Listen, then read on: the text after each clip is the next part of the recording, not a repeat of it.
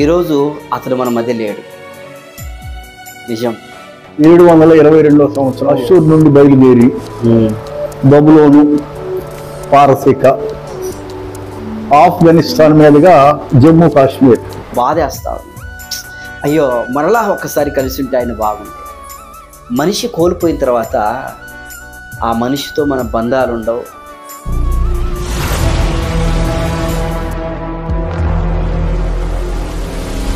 Praise the lord.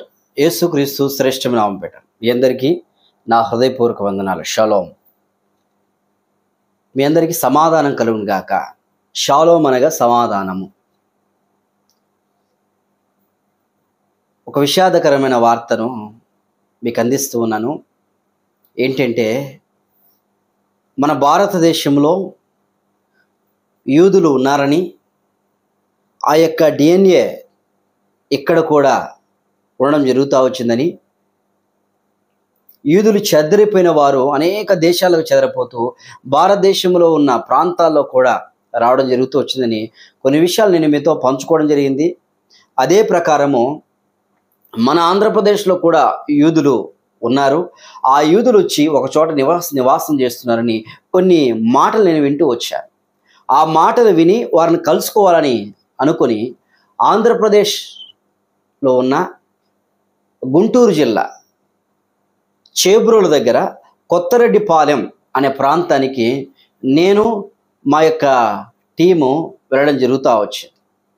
అక్కడికి వెళ్ళి వారిని కలవాలని భారంతో, ఆశతో వెళ్ళాను. ఎన్నో ప్రాంతాలకు, ఎన్నో ప్రదేశాలకు వెళ్ళినా కానీ కనపడలేదు, వాళ్ళు జాడ దొరకలేదు. కానీ చివరికి వెళ్తూ ఉండగా ఒక చోట ఒక వ్యక్తులు యూదులు ఉన్నారండి ఇక్కడ అంటే వారు చెప్పారు, ఎస్ అక్కడ ఉన్నారు వెళ్ళండి అని చెప్పారు. అక్కడికి వెళ్ళి మేము లోపలికి వెళ్ళగానే నిర్మానుష్యంగా ఉంది. చర్చి కనబడతా ఉంది. అక్కడ రాయబడింది సమాజ మందిరము, సినగోగ్ అని రాయబడింది. అది చూసాం. ఇక్కడ ఎవరండి పాస్టర్ గారు అని అడిగాను.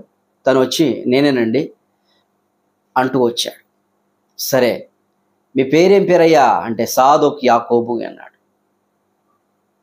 నిజంగా ఆయన చాలా ప్రేమతో మమ్మల్ని ఆహ్వానించి, చాలా మంచి మనస్సు, మాట్లాడే తీరు మమ్మల్ని చాలా ఉత్తేజింపజేసింది. లోపలికి తీసుకెళ్ళాడు. అనేక సంఘటనలు చెప్పాడు. అనేక విషయాలు మేము వారికి చెప్పడం జరిగింది. చాలా ప్రేమతో మమ్మల్ని పరామర్శించ జరిగింది. మాకున్న దాంట్లో తనకు ఒక చిన్న కానుక మాత్రమే ఇచ్చి వచ్చేసాం. ఆ వీడియో మీరందరూ చూశారు కదా. అయితే ఈరోజు అతడు మన మధ్య లేడు. మామూలుగా దేవుడికి విధేయతగా గుర్తు కోసం మానవుని యొక్క మరణము ఎప్పుడో తెలియదు, ఎవరెటు వెళ్ళిపోతారో తెలియదు. బాగా తిరిగేవారే, బాగా ఉన్నవారే, బాగా బ్రతికేవారే, బాగా జీవించేవారే, మంచి ఆరోగ్యం ఉన్నవారే సడన్గా చనిపోతున్నారు. మానవుని యొక్క కాలగతులు దేవుని చేతిలో ఉన్నాయని దేవుని వాక్యం సెలవిస్తుంది. ఒకటి జన్మదినం కంటే మరణదినం మేలు అని దేవుని వాక్యం సెలవిస్తూ ఉంది. అయితే విషాదం బాధకరమైన సంగతి. ఈ యొక్క సాదుక్ యాకీబ్ గారు మమ్మల్ని ఎంతగానో ప్రేమించారో ఆ విషయాలు మేము మీతో పంచుకోవడం జరిగింది. అసలు నిజమా కాదని నేను ఎంక్వైరీ చేయడం జరిగింది.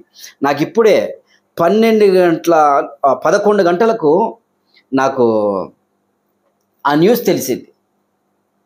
చాలా తరచుగా ఫోన్ చేసేవాడు ఆయన. ఆయన హీబ్రూలో రాసిన క్యాలెండర్ ఉంది నా దగ్గర. అది చూడగానే చాలా వేదన వేసి చాలాసేపు బాధపడుతూ ఉన్నాను. అయ్యో మంచి వ్యక్తి, ఎన్నో ఆలోచనలు కలిగిన వ్యక్తి, ఎంతో క్రైస్తవ ప్రపంచానికి కానీ, యూదా ప్రపంచానికి కానీ, ముస్లిం జనాలకు కానీ, హైందవులకు కానీ ఎన్నో తెలియచేయాలని ఆయన ఎంతో పరితపించి ఒక పుస్తకం రాయడానికి ఆయన పాల్గొంటూ వచ్చాడు. ఒక పుస్తకం, ఆ పుస్తకం తయారు చేసి 2000 కాపీలు రాశాడు. పుస్తకం తయారు చేయడానికి నాకు ఫోన్ చేశాడు.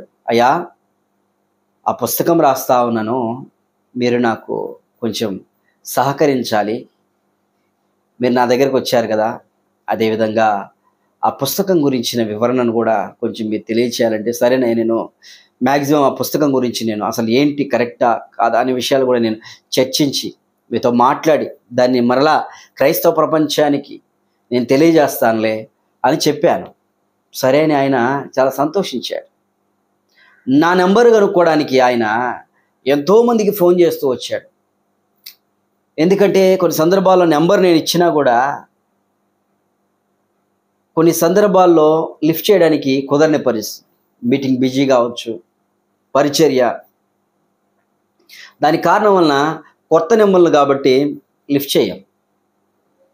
ఎవరన్నా పక్కన ఉన్న వారికి ఇచ్చి మాట్లాడిస్తూ ఉంటాం. అలా జరుగుతూ వచ్చింది. అయితే సడన్గా ఆయన ఒక్కరు దినాన ఫోన్ చేసి ఇలా మాట్లాడుతూ వచ్చాడు, మీతో చాలా విషయాలు పంచుకోవాలండి. మీరు నిజంగా నాతో మాట్లాడిన మాటలు, నాతో ఎంతో మౌనంగా ఎంతో మర్యాదగా మీరు మాట్లాడుతూ వచ్చారు. మీతో నేను మాట్లాడాలా, నేను మీతో కొన్ని విషయాలు పంచుకోవాలని చాలా తలంచాడు. నాకున్న పరిచర్య బిజీ వలన నేను ఆయన దగ్గరికి వెళ్ళలేని పరిస్థితి. ఆయన పిలిచాడు, ఎప్పుడైనా క్లాస్ పెడతాను రండయ్య అంటే ఖచ్చితంగా వస్తాను, నేను వస్తానులేండి, దేవుడు కార్యం జరిగిస్తూ ఉంటాడు.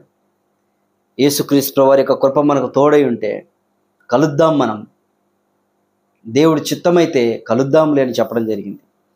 సడన్గా ఈరోజు 10వ తారీఖున ఉదయకాలమున 6 గంటల నుంచి 8 గంటల మధ్యలో సంథింగ్ ఏం జరిగిందో తెలియదు, ఎంబటే గుండె పట్టుకున్నాడంట. నొప్పి వస్తుందమ్మా, నొప్పి వస్తుందని చెప్పి బాధపడుతూ ఉన్నాడు. ఆ సమయంలో వారి యొక్క భార్య, ఆ పిల్లలు అక్కడెక్కడే ఉన్నారు. అలా అంటూ వచ్చాడు, ఎంబటే ప్రాణం పోయింది. మందిరంలోనే ఎంబటే తన ప్రాణము వెళ్ళిపోయింది.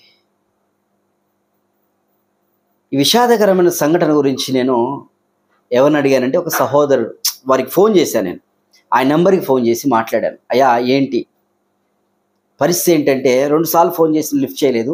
తర్వాత వాళ్ళు రిటర్న్ కాల్ బ్యాక్ చేశారు. కాల్ బ్యాక్ చేసి దావీదు గారనే బ్రదర్ మాట్లాడుతూ వచ్చారు. ఎలా జరిగింది బ్రదర్, ఏంటి పరిస్థితి చెప్పండి అయ్యా అని అంటే, ఇలా జరిగిందయ్యా, నిజమే, చాలా తీరని లోటు.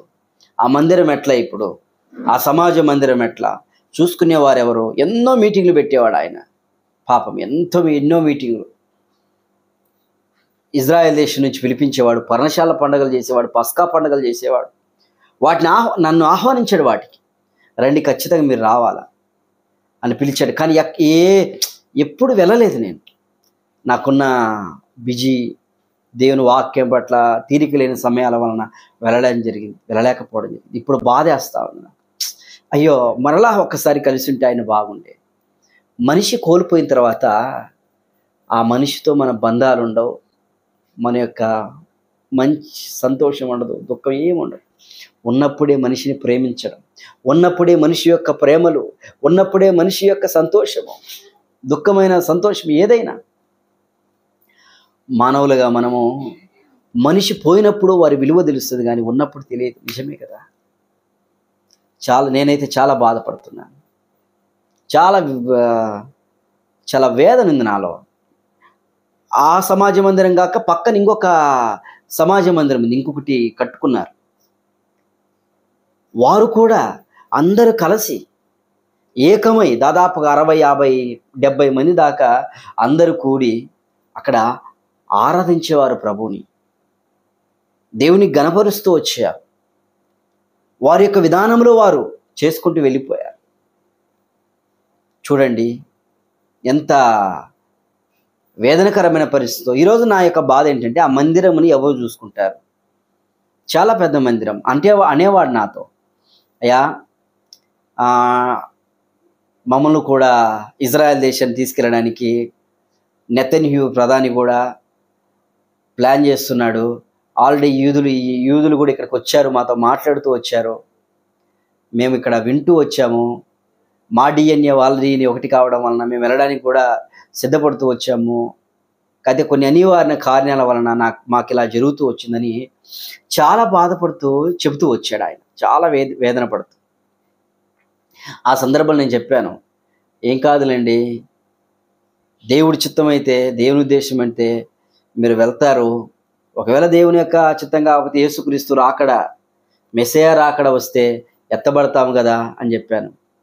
అవునండి అవునండి అంటూ వచ్చేవాడు. నిజంగా ఈరోజు 11వ తారీఖు కదా, ఈరోజు 4 గంటలకు భూస్థాపన కార్యక్రమం ఉంది. 4 గంటలకు భూస్థాపన కార్యక్రమం అంట. ఆ భూస్థాపన నాకు ముందుగా తెలిసి ఉంటే నేను ఆ భూస్థాపన కార్యక్రమానికి ఖచ్చితంగా వెళ్ళేవాడిని.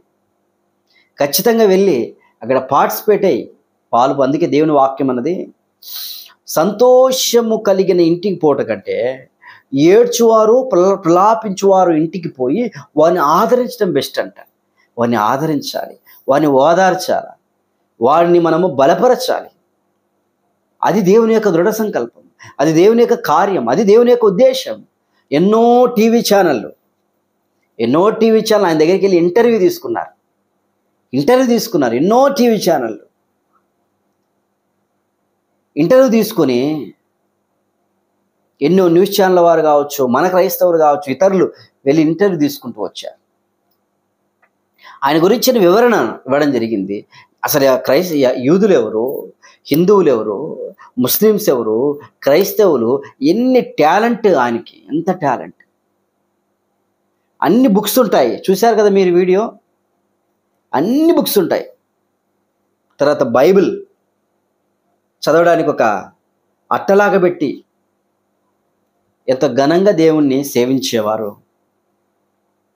భయభక్తులు కలిగిన వ్యక్తి, బాగా దేవుని యందు భయభక్తులు కలిగి జీవించగలిగిన విధానంలో ఉండే వ్యక్తి. కాబట్టి ప్రియమైన దేవుని జనాంగమా, మనిషి ఉన్నప్పుడు గుర్తురాడు, మనిషి మరణించిన తర్వాత మనిషి యొక్క విధానం, మంచితనము అవన్నీ తెలుస్తూ ఉంటాయి. ఎంతో బాధకరమైన సిచ్యువేషన్ ఈరోజు. కాబట్టి ఈ వీడియో అందరికీ షేర్ చేయండి. ఆ కుటుంబానికి కొరకు ఆదరణ. మేము వెళ్ళినప్పుడు కూడా వారి భార్య ఉన్నారు, వారి పిల్లలు ఉన్నారు. అక్కడ టీ తెచ్చి ఇచ్చారు. అయా భోంచేస్తారా అయితే, లేదమ్మా వచ్చి మేము చేసి వచ్చాము అని చెప్పడం జరిగింది. తర్వాత అక్కడున్న కొంతమంది సహోదరులు కలిసి మమ్మల్ని రెస్పెక్టబుల్గా, గౌరవంగా మమ్మల్ని తీసుకెళ్ళడం జరుగుతూ వచ్చింది. ఆయన తీసుకెళ్ళి కూర్చోబెట్టి, నేను ఆయన ముందుగా కూర్చొని, అయ్యా మీతో ఇంటర్వ్యూ చేయాలా, కొన్ని విషయాలు చెప్తారా, చాలా నాకు ఎగ్జైట్గా ఉంది. మేము యూదులను ఇజ్రాయెల్ దేశం చూడడం ఇప్పుడుగా ఇక్కడ చూడడం కాదు. మిమ్మల్ని చాలామంది యూదులు కాదంటున్నారు కదా, మిమ్మల్ని యూదులు కాదు, ఇక్కడ వాళ్ళే, మీరు ఇక్కడ వాళ్ళే పేరు మార్చుకొని బ్రతుకుతున్నారంటే ఆయన అన్నాడు, మా DNA టెస్ట్ చేశారండి, అనేక మాటలు మాట్లాడతారు అని చెప్తూ ఎక్కడ కోపపడలేదు. ఆయన మాటలు ఎక్కడ కూడా కోపం కనపడలేదు, మృదు స్వభావముగా.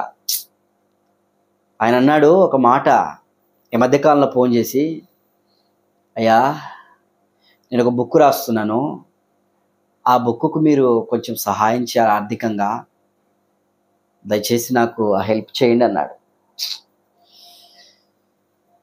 అది నా హృదయాన్ని పొడి చేస్తూ ఉంది.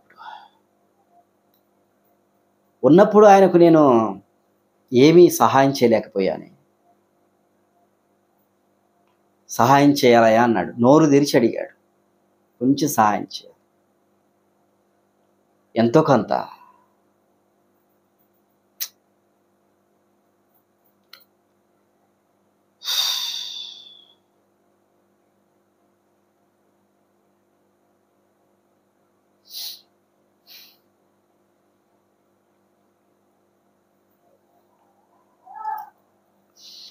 నిజంగా మనకు అర్థం కాదు అది ఇవన్నీ. కాబట్టి ఆలోచన చేసుకొని ప్రతి విషయం మనిషిని చాలా రెస్పెక్టబుల్గా ప్రేమిద్దాం. మనుషుల మధ్య బంధాలను అలానే కొనసాగిద్దాం. కోపాలు, ద్వేషము, స్వార్థము ఇవన్నీ మానేద్దాం. ఉన్న డబ్బు ఎంతకాలం బతుకుతుంది? ఎంతకాలం ఉంటుంది ఉన్న డబ్బు? కొంతకాలమే కదా అనే ప్రేమ తత్వం కలిగి మనం బ్రతుకుతే కార్యం జరుగుతూ పడుతుంది. ఈరోజు ఆ కుటుంబం ఎంతో వేదనతో ఉంటుంది, ఎంతో బాధతో ఉంటుంది, ఎంతో కృంగిపోయిన పరిస్థితి ఉంటుంది. కాబట్టి ఆ కుటుంబానికి మనము ఆదరణ, అండగా ఉందాం. వారి కోసం ప్రార్థన చేద్దాం. దేవుడు కాపాడినట్లు ఎన్నో సంవత్సరాల నుంచి కట్టబడిన మందిరం, సమాజ మందిరం అట్లనే ఉంది. ఆ సమాజ మందిరం వారి తాతలు ముత్తాతలు ఇక్కడికి వచ్చి అక్కడే వారు ప్రార్థన చేసుకునేవారు. ఏమైనా పెంచారంటే అప్పుడు చిన్నగా పెంచుకున్నామంటే ఇప్పుడు కొంచెం పెంచుకున్నాం, రేకులదేది మొత్తం, రేకుల మందిరం. చాలా వేదనకరమైన పని. మనిషి ఉన్నప్పుడు గుర్తురారు, కానీ మనిషి మరణించిన తర్వాత మనకు ఆ పరిస్థితి తెలుస్తుంది. కాబట్టి ఆలోచిద్దాం, ప్రార్థన చేద్దాం. నేను కూడా ఎప్పుడు కూడా ఎవరిని ఏ విషయంలో కూడా, మందిర విషయంలో కానీ లేదా పరిచర్య విషయంలో కానీ ఎప్పుడు కూడా ఏది ఆశించింది లేదు, ఎవరిని డైరెక్ట్గా అడిగింది లేదు.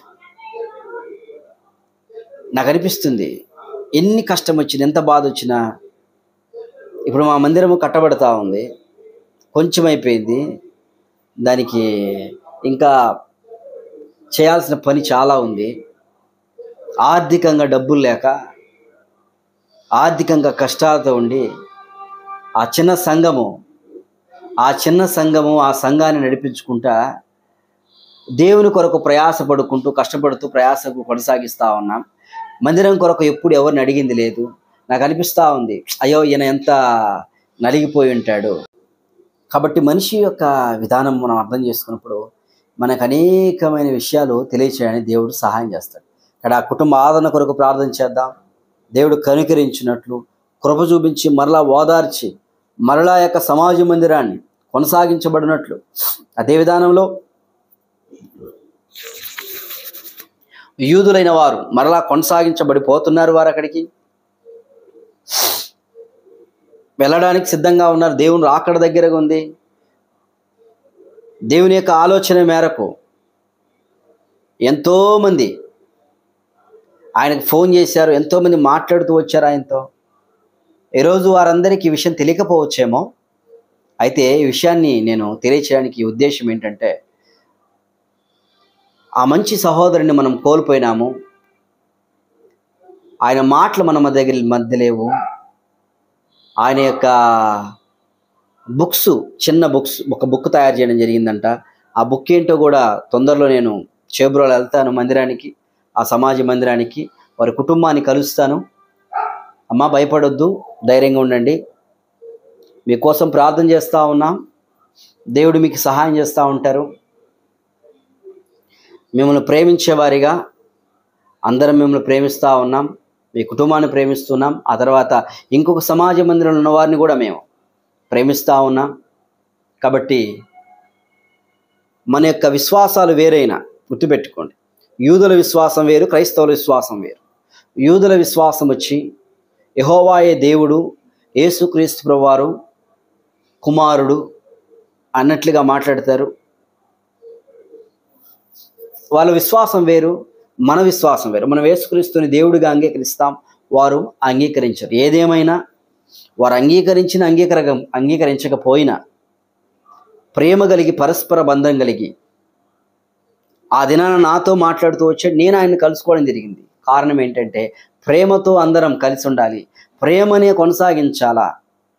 మరలా ఎవరు చూస్తామో ఎక్కడుంటామో ఏమో తెలియదండి. హిందువులైన వారు కొట్టుకుంటూ ఉంటాం, ముస్లిమ్స్, క్రైస్తవులు ఈ మతాల మధ్య కొట్టుకొని చచ్చిపోతుంటాం. కానీ మీ దేవుడు గొప్ప, మా దేవుడు గొప్ప, ఎవరి విశ్వాసం వారికి ఉంటుంది. కానీ దేవుడు ఏమన్నా తెలుసా, అరే ఈ విశ్వాసాలు, ఈ మతాలు ఈ పక్కన పెట్టేసి ఒకరినొకరు ప్రేమించుకోండి అన్నాడు.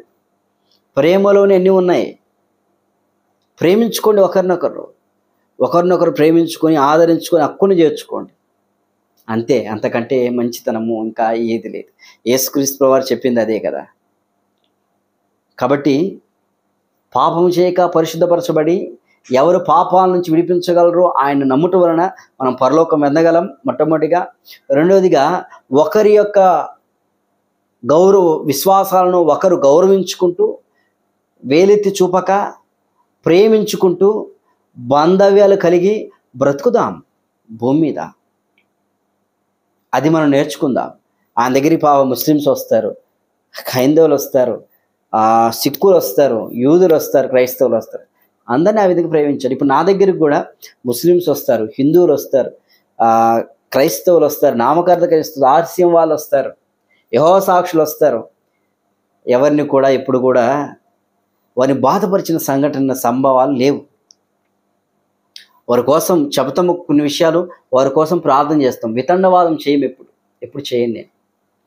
కారణం ఏంటంటే ప్రేమించుకుందాం, అందరం ప్రేమతో నడుద్దాం. ఆ ప్రేమ గల రక్షకుణ్ణి నమ్ముకుందాము. ఆ ప్రేమ కలిగిన దేవుని ప్రేమా స్వరూపిలో మనం ఉందాము. దేవుడే కార్యం చేస్తాడు. కాబట్టి ఆ కుటుంబానికి దేవుడు మంచి కాపుల దయచేసి దేవుడు కృప చూపించి 4 గంటలకు జరగబోతున్న భూస్థాపన ఉంది. ఆ భూస్థాపన కార్యక్రమం సంబంధించిన వీడియోలు కూడా పంపిస్తారు. దాన్ని కూడా మనం చూద్దాం. దేవుని చిత్తమైతే నెక్స్ట్ వీక్ నేను మీ దగ్గరికి వస్తానమ్మా. ఖచ్చితంగా మనం కలిసి ప్రభువుని మనం గణపరుద్దాం. ఆయన పరలోకములో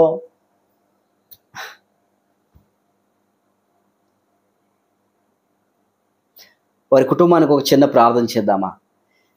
పరిశుద్ధులైన దేవ, పరలోక తండ్రి, మీరు ఇచ్చిన గొప్ప రక్షణ స్తోత్రం బ్రతిమిలాడుతున్నాను.